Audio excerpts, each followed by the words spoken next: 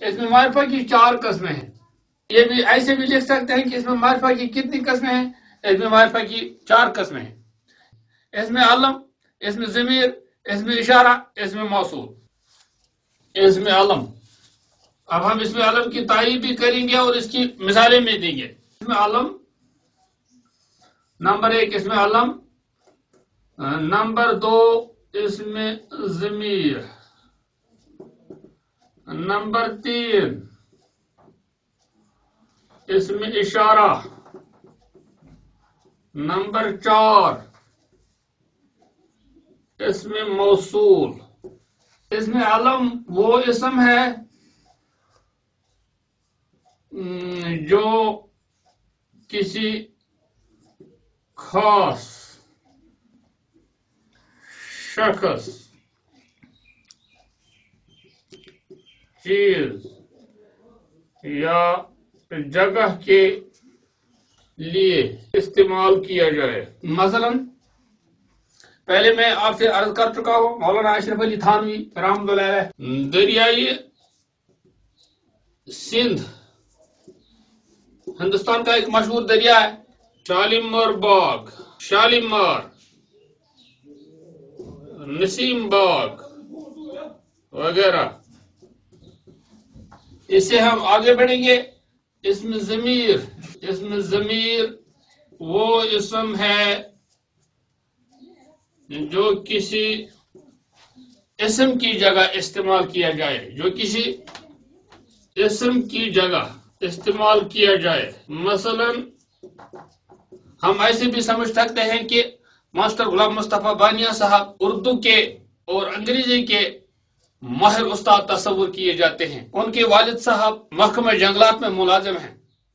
وہ ایک بڑے اور اچھے خاندان سے تعلق رکھتے ہیں. وہ ہر ایک کے ساتھ اچھا سلوک کرتے ہیں.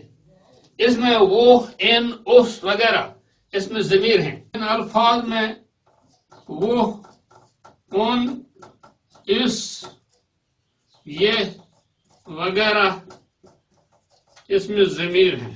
تیسرا قسم ہے اس میں اشارہ. اس میں اشارہ وہ اسم ہے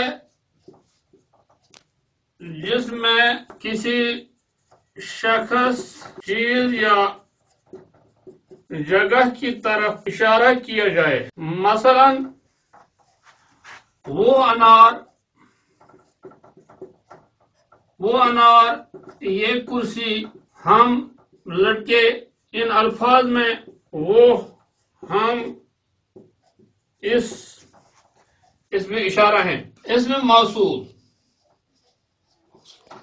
اس میں موصول وہ اسم ہے جب تک اس کے ساتھ دوسرا جملہ نہ ملایا جائے تب تک معنی سمجھ میں نہیں آتا ہے، تب تک پورا معنی نہیں دیتا ہے. مثلا جو محنت کرتا ہے، اگر ہم اس کے ساتھ دوسرا جملہ نہیں ملائیں گے تو معنی سمجھ میں نہیں آئے گا. جو محنت کرتا ہے وہ کامیاب ہو جاتا ہے. جو چوری کرتا ہے وہ سزا پاتا ہے، اسے سزا دی جاتی ہے. وہ اسم ہے جب تک اس کے ساتھ دوسرا جملہ